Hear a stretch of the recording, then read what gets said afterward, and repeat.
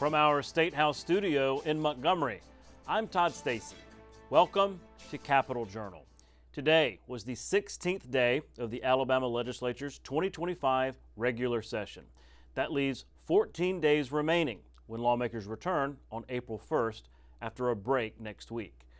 Leading the news tonight is the final passage of legislation that will offer paid parental leave to public school workers and state employees.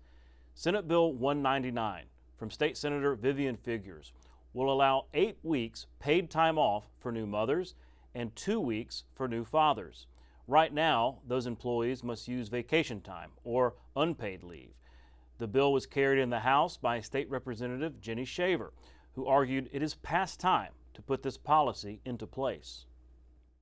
We came so close last year, and it was quite a letdown, but we kept working at it and had even more support this year.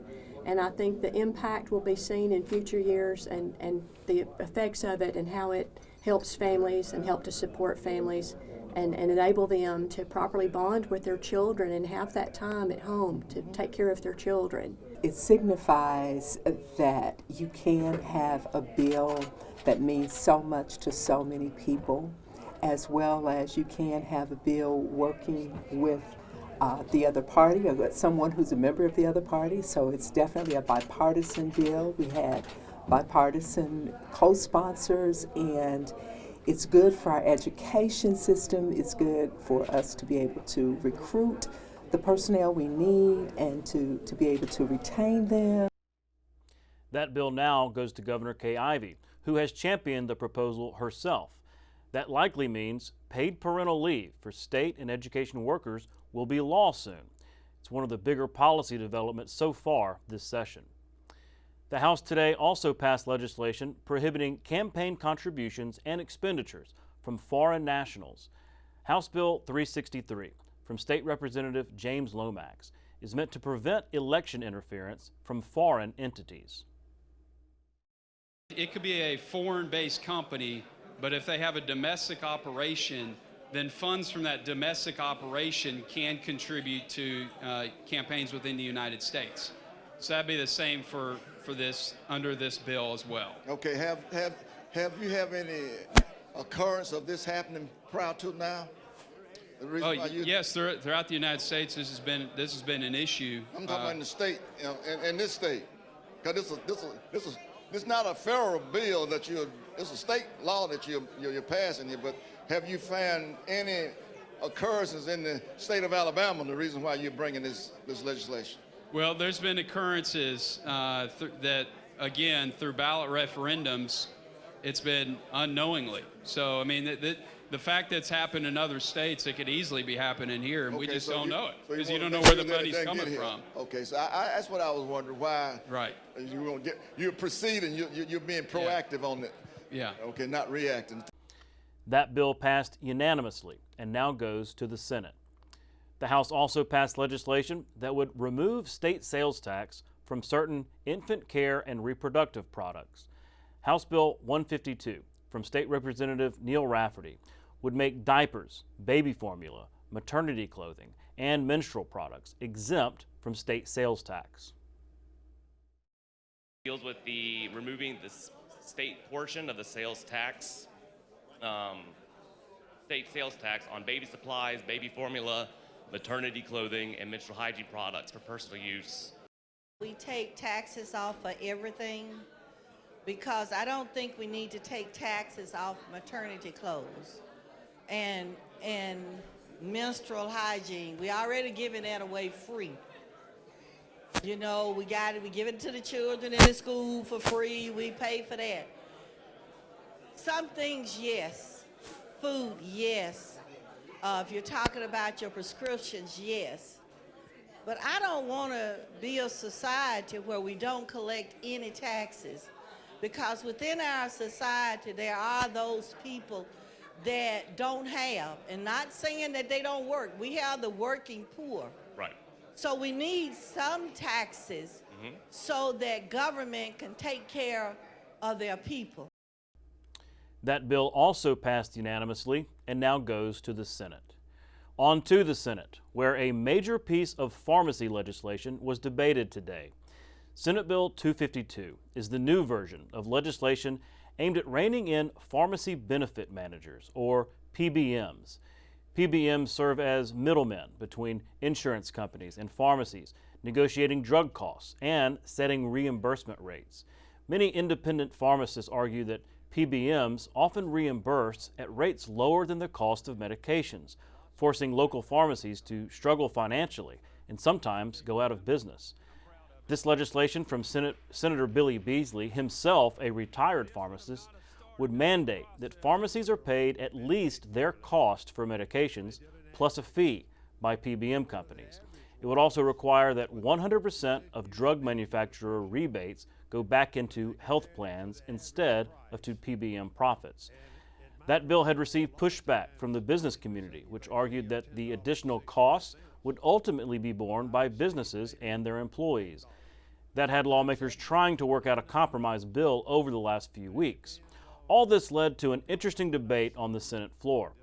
Unlike most bills that make it to the floor already worked out among lawmakers, this was a work in progress, with changes being made in real time. It was the only bill on the calendar today, and senators went back and forth, fine-tuning it before a final vote was taken. In the end, that vote was unanimous to passage. The cost of prescription drugs are almost unaffordable for anyone, even if you have insurance. And so I'm hoping that more states will pass legislation like we've passed today in Alabama that sends a message to the PBM industry. You've got to be fair to the people who hires you, and you got to be fair to the healthcare providers who provide the pharmacy service. Clearly what the PBMs have been doing, the product they've been selling of we're going to save you money is absolutely false and has not worked. Because if you look at the increase in healthcare costs, the main driver of that is the increased cost of prescription drugs. We need to get this relief immediately to pharmacists across the state and to their patients because they're closing on average about 3 per month. We've seen well over 100 in the last 5 years that have closed their doors, and so we could not wait until January 1st. We had to get something started sooner. This has been a team effort from a lot of folks, and I'm proud to stand with Senator Beasley and all of us and get this over the finish line. PBMs are an unnecessary middleman. They add nothing to the system. They see no patients. They only take money out of the healthcare dollar, and they're driving up cost every day. I had a little quote about what a PBM was. Stands for pretty bad medicine. That bill now goes to the House, where more debate is expected. The Alabama Reentry Commission met today to discuss ongoing work by state agencies to reduce recidivism. Members heard from the Council of State Governments Justice Center about ways the state can use data to help former inmates re-enter society when their sentences are complete. The Council of State Governments Justice Center worked with the Reentry Alabama Commission to come up with recommendations to strengthen reentry in Alabama. We had working groups comprised of different stakeholders from across agencies and across the state, and they developed recommendations to strengthen workforce development and economic mobility for individuals that are released from prison, opportunities to expand employer engagement, strengthen relationships and educate employers, provide education and training to individuals, recommendations around expanding housing opportunities, access to behavioral health and substance use treatment, as well as recommendations to strengthen data capacity and being able to track outcome measures to understand what's working and what's not working. The next step, the Commission is going to produce a final report that includes the full list of recommendations, and then the next step is to develop a statewide infrastructure that can move forward on implementation. So developing a statewide reentry commission that can really develop action plans and take these recommendations and translate them into action. We'll be right back with tonight's guest. You can watch past episodes of Capital Journal online at video.aptv.org. Capital Journal episodes are also available on APTV's free mobile app. You can also connect with Capital Journal and link to past episodes on Capital Journal's Facebook page. And you can listen to past episodes of Capital Journal when you're driving or on the go with Capital Journal podcasts. Keep up with what's happening with Capital Journal.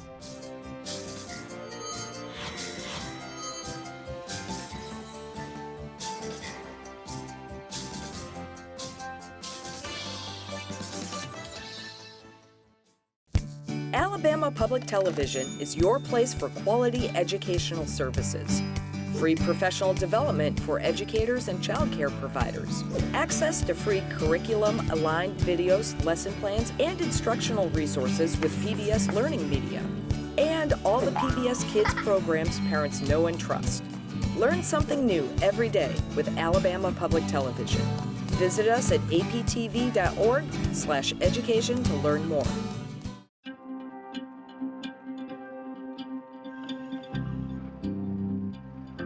We have a labor gap. We have the laborers that from the past they're getting ready to retire, and there's nobody to take their place. That's why apprenticeship's important today. It's because if we don't do that, these contractors are already hurting to find qualified people to work for them. And it's only going to get worse as these men retire. It's really critical at this point that we get some trained craftsmen out there. And it's not just in electrical, it's in every field. Tony is my instructor in the apprenticeship program. He was my teacher at Allen Thornton. I've done the first 2 years in the apprenticeship program while I was in high school, and then I'm finishing the last 2 while I'm at high school. I'm Mitchell Talbot, and I'm currently an electrician. My dad always done it, and I always wanted to do the same thing he did. My 11th grade year in the apprenticeship program, I did like the core classes. The second year, teach about like bending conduit, like running stuff, and the third year is like more into like mechanical. My name's Tony Brown, and I work at Allen Thornton Career Technical Center where I teach electricity. With me teaching the kids during the day and on the high school level, like Mitchell Talbot, he completed his first year with me in high school. So when he graduated high school and went into work, he actually started at second year level. I went to high school at 7 o'clock in the morning, got out at 11:45, and I went to work from 11:45 to 2:30, and I went to class, the apprenticeship program at 5, and then we didn't leave there until about 8 o'clock at night. It's basically, you get paid to work and go to school at the same time and learn what you're doing for your trade. They can graduate already with 1 year of apprenticeship under their belt. That's what you need to look at if you're looking to start. You really need to get the local career tech involved in it and see if you can't work out a deal to where they can get credit for the work that they done in high school.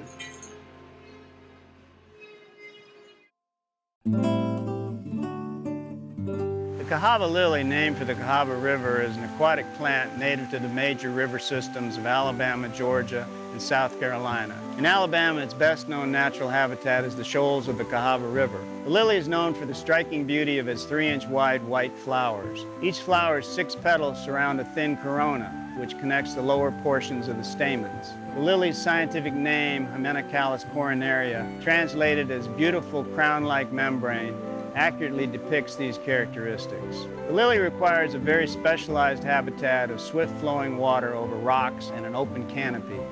The plant's bulbs and seeds spend the winter buried in the rocky riverbed. Leaves begin to emerge above the waterline in mid-April. Flowering commences in mid-May, reaching its peak in late May and early June. The showy flowers attract a variety of pollinators as well as large numbers of canoers and kayakers during the spring blooming period. Welcome back to Capital Journal. Joining me next is State Representative Kelvin Datcher from Birmingham. Representative, thanks for coming on the show. Thanks, man. How are you? Absolutely. Well, I should have mentioned you're the newest member of the legislature. I am the biggest rookie here. Yes, sir. Elected in October, I think. Correct. For that seat that became vacant when John Rogers, the former Representative John Rogers.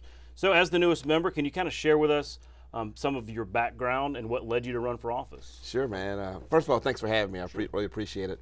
I grew up in Shelby County, the Vincent Harpersville Metroplex, as I call it, all 1,200 folks or so. went to college in Pennsylvania, moved back, lived and worked in Montgomery for a long time, but been in Birmingham the last 15 years. A lot of that in public policy, public health, working for the city of Birmingham, working for the city council, doing some economic development, and now working for the mayor of Birmingham for the last 8 years or so. So, you know, I get an up close and personal view and vision of how state policy impacts you on the local level. And so when the opportunity arose, it was almost, you know, a lot of folks kind of encouraging me to think about it. And really, you know, I'm one of those guys, you know, it became one of those things where people said, hey, you've been complaining enough, man, it's time to get in the game. So the opportunity was there, and it was very exciting to be, you know, I worked on campaigns, man, but it's different when your name is actually on that ballot. Yeah. And so. And now on the door. Yes, yeah. That's right, you know. So it's been different. You know, I was at a meeting the other day, and someone says, hey, Mr. Representative, about 5 times. Then I finally figured out, hey, they were talking to me, right? So they were like, Kelvin. I was like, got it, you know. Right. But it's new, man, and but it's been really exciting. Yeah. What have been your impressions so far? We're at the halfway point of the legislature. I guess technically a little bit past the halfway point. Yeah. What have been your impressions of this session so far? You know, it's funny because people always ask you what you expected. Is it what you expected? And, you know, my answer is, you know, I'm not sure what I did expect. But if you look at, you know, and see what happens on television from that kind of media coverage, sometimes it looks like it may be a place filled with acrimony and a lot of really heated division and discussion. Mm-hmm. Instead, you know, there are sharp contrasts between folks, their political positions and their philosophies. But in terms of, you know, people have just been really decent to me, really good and decent. And that's been, you know, incredibly, you know, I appreciate that, you know, a ton. Some, you know, I've had gone to lunch and dinner with some of the Republican folks and lots of Democratic folks. And, you know, basically what you find is that, you know, everybody really has the same end game. Our challenge is really how we get there. And I think that's the frame of our discussions that cause a divide between us. But I think there are some folks on both sides who genuinely spend every day looking for ways for us to come together. I agree with you, and it is a contrast from Washington. Yeah. You look up there and you see like they can't agree on the lunch menu, you know, between Republicans and Democrats. But here it's not that way. Of course there are debates. Of course there are issues that you're just never going to, you know, agree on. But I agree with you 9 times out of 10, which I think most people may not realize. So that's it's interesting that you put it that way. Well, and speaking of that, I mean, like I said, in D.C., if you're in the minority, you're probably not going to get a bill passed, period. Right. It's not that way here. Yeah. And one of the biggest bills we've passed in the last couple of years was Leader Daniels' overtime tax. That's cut, right, though, absolutely. So are there any issues you're working on that, you know, maybe local bills or anything that you're working on that you hope to get across the finish line this session, or is it more of a getting to your feet wet? Well, I spent the last couple of weeks really trying to, you know, get my feet wet, as you say, but, you know, knowing where the bathrooms are, you know, figuring out where to park, you know, just really knowing kind of the day-to-day operations, where to go, where to be. And again, folks have been incredibly helpful, not just my colleagues, but the staff here in this building they have been phenomenally supportive. I think one lesson that I've learned and that I've seen is, and a lot of it played out last year, is that sometimes, you know, there are multiple ways to get to the same place, right? So lots of folks in the state have been working, kind of Democrat folks have been working on, for instance, housing tax credits, right? Well, they've never been able to get it done from that perspective of that's the right thing to do. The Republicans last year, as part of the Working for Alabama package, passed a housing tax credit to support workforce development, right? Mm-hmm. And so we ended up at a place where we got the tax credit that supports affordable housing. People just came at it from a different perspective. And so that's been very instructive to me, that maybe, you know, my end game can be the same as someone else's, but we're just coming at it from a different perspective. So, you know, you have to be open to someone else's perspective and their background and experiences. So things that are important to me, the Affordable Care Act is very important to me. We know that Alabama is 47th in workforce participation, and we know that one of the ways to get that up is to have a healthy workforce. So maybe we can convince some folks on the Republican side that, hey, the Affordable Care Act affords us the opportunity to strengthen our workforce that way and get that workforce participation number up. Same thing, we're the only state that provides $0 to public transportation. We know that if we want folks to go to work, we may have to help them get there. So, you know, the Democrats have always pushed for a public transportation support. Some Republicans maybe have not, But now maybe we're finding a common, outcome, but different ways to get there. That's interesting. The reasons why, Yeah. maybe different reasons why to get to the same end. And you're right, because all right, transportation, healthcare, child care, Absolutely. all are barriers to the workforce. That child care tax credit last year is unbelievable, and so you got to credit the governor because folks can't go to work if they can't get their kids in a good and decent child care, right? So when the governor pushed that package last year, and both sides were able to come together to get it done. That had been long a dream of Democrats to get a child care tax credit, right? But the Republicans found, they were inspired by a different reason, but they were able to get it done together. Going back to housing, yes. I remember you on the campaign trail talked about housing and your personal experience with your mother and how that sort of inspired some of your, talk about that history and how that informs your politics. Sure, man. My mom raised 5 kids, and through some miraculous act of God, she was able to get 5 kids through college, right, in the Vincent Harpersville area. So, when my mom got divorced, she had 5 kids. We moved next door to my grandmother's house, and that was a 2-bedroom home. And so I remember my mom came home one day and said, get in the car, and we pulled up to a public housing community there in Harpersville. And, the very first day she said, don't scuff up the floors, don't mark up the walls. Some other family's gonna need this one day. So we were there for several years, and during that time, my mom saved for a down payment. She prepared herself to be a homeowner and applied for an FHA loan that allowed her to become a homeowner and for us to have that family home where, folks came over for Sunday dinner. That part of the American dream. I was part of the very first class, I don't want to age myself, the very first class of Upward Bound at the University of Montevallo. That's a federally funded program. Student loans and Pell Grants allowed me to go to Gettysburg College and get a 4-year degree. So all these public policy decisions that somebody made as an elected official allowed me to have a chance at a better life. And so, what kind of guy am I if I don't do the same kind of thing to try to help somebody else out? Powerful story. We really appreciate you sharing that.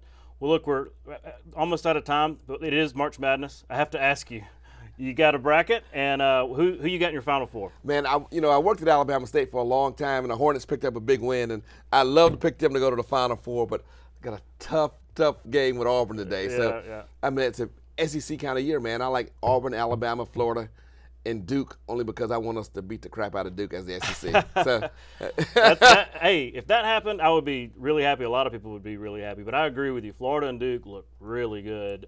So we'll just have to see. Well, Mr. Datcher, again, welcome to the show, and I look forward to having you back. I appreciate it, man. Thank you guys. You do an amazing job of making Montgomery accessible for the rest of the state. So thank you guys for what you do. Absolutely. Thanks again. We'll be right back. You can watch past episodes of Capitol Journal online anytime at Alabama Public Television's website, aptv.org. Click on the Online Video tab on the main page. You can also connect with Capitol Journal and link to past episodes on Capitol Journal's Facebook page. My son's name is Nathan. Nathan is a welder. He enjoys it, loves it. So my plan is that he would graduate from private high school and go on to Auburn University, which is where everyone on his dad's side of the family goes to college. It's very obvious now that I have the ability to step back. He does much better hands-on learning. Nathan had taken a tour at a local career technical school and was very interested in the welding program. My initial reaction about a career technical school was probably the farthest from the truth. I was projecting my thoughts onto him and my expectations onto him, and it really took a lot of mom maturity to step back and just step up and be there for him. After high school, Nathan found a welding job very quickly. I would say within 3 weeks of graduation, he was working for a local contractor. I remember having a conversation with my own mother, and she said, "Is there really any money in welding? What exactly do welders do?" So as a 19-year-old, he's making $47 an hour. Right. So I thought I was raising a CEO, and as it turned out, I was raising a welder. Who knew? Nathan knew.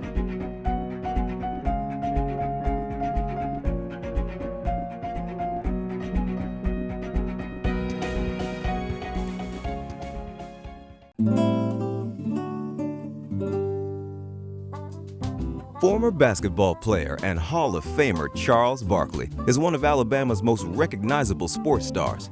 Nicknamed the Round Mound of Rebound and Sir Charles, the Leeds native had a remarkable basketball career with the Auburn University Tigers before embarking on a career in the NBA. Barkley also played for the U.S. Olympic basketball team in the 1992 and 1996 Summer Games.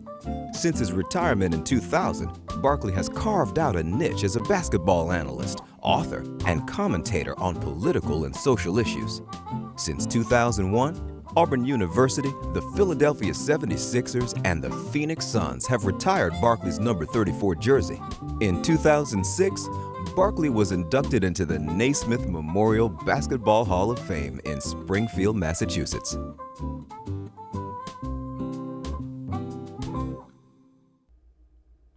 That's our show for tonight. Thanks for watching. We'll be back tomorrow night for our Week in Review episode. That's 7:30 here on Alabama Public Television. For our Capital Journal team, I'm Todd Stacy. We'll see you next time.